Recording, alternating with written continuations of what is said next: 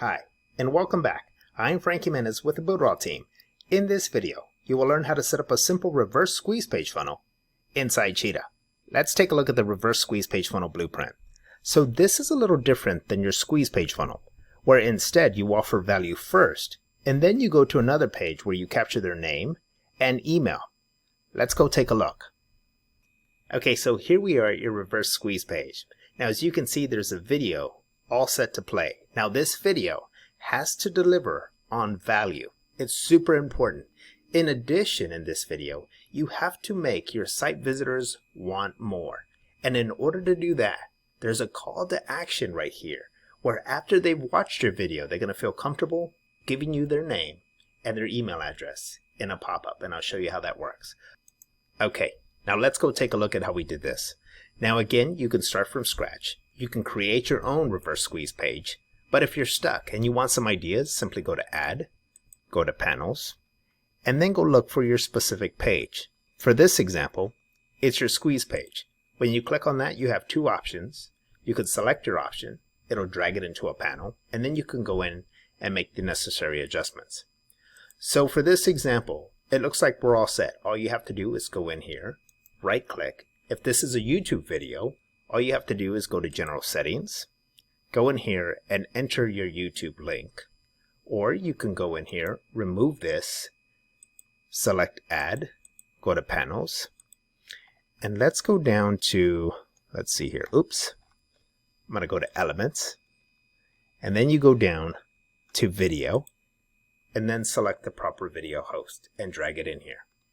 Now again, here is your call to action. So to set this up, you're going to want to right click on this button and you're going to have this set link.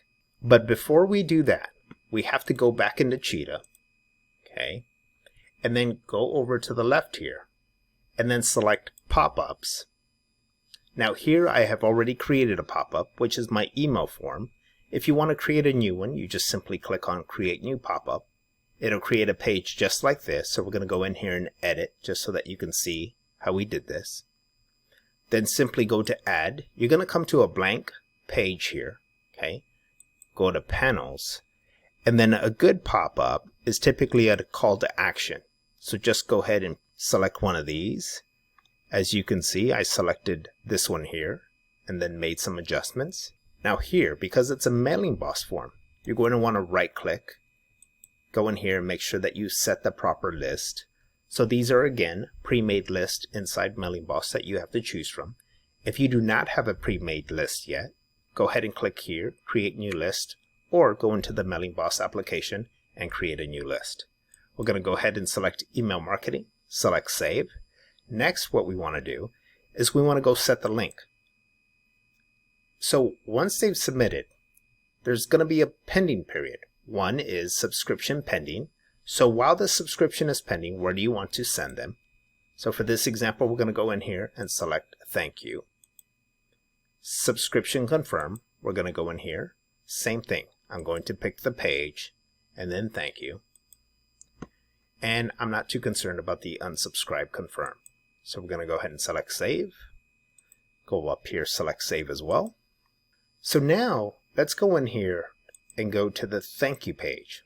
We're going to go ahead and save and exit. Now the thank you page is again going to be thanking them for subscribing.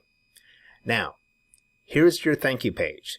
So here you're going to go in, thank them for subscribing if you want to do so in a video. That's a really great way to do it.